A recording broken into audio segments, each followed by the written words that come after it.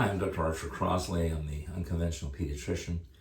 And today I wanted to talk to you about the family conference for the troubled child. Now, this I can speak from personal experience because this occurred in my family when I was a boy. So you may have a family member who is a teenager who may be 14, 15, 18 years old, who's going down the wrong path. Maybe they're in drugs, maybe they're hanging out with the wrong crowd, maybe they've been in jail, any number of these problems. And so somebody gets the idea that let's get everybody in the family together and let's sit down and let's have a family conference with that individual and let them know what they're doing, how they're going down the wrong path, and that we really care about them.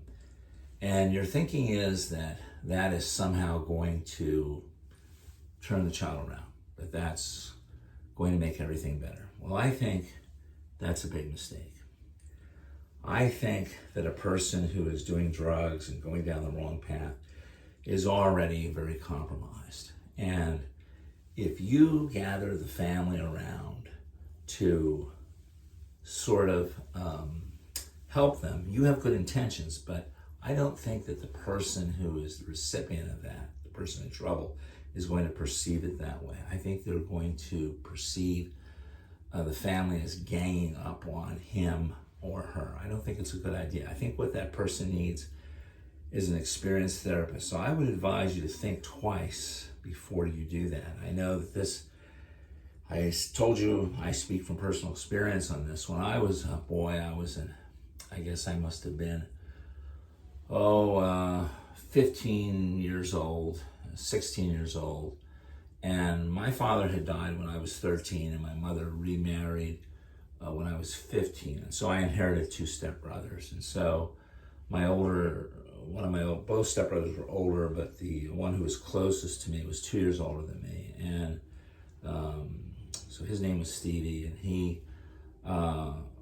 he was just going down the wrong path. He was doing a lot of drugs and not any criminality that I could see of, except, maybe petty theft to feed the drug habit, but not anything when he was part of a crime ring or something like that. And he never had a gun, but he was just going down the wrong path. And so all I know is one day they said, we're going to have a family conference. And so I just vaguely remember us all getting together with Stevie and just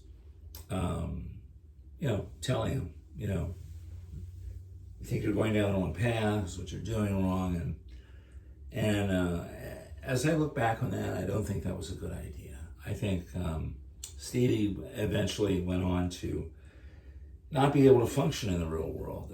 He couldn't handle crisis decisions, things that we would ordinarily get through. And so he had to live in halfway houses his entire life. He lived with his sister for a while, and then eventually he died a few years ago. And as I look back on that, I think that family conference was a big mistake. I think what he needed was an experienced therapist. He needed one-on-one. He was already compromised.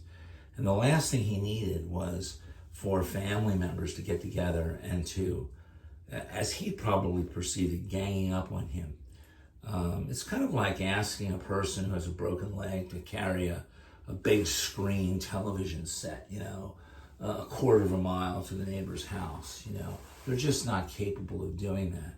And so I'd like you to think of that if you have a person in your family who is compromised like that, where they're going down the wrong path or doing drugs.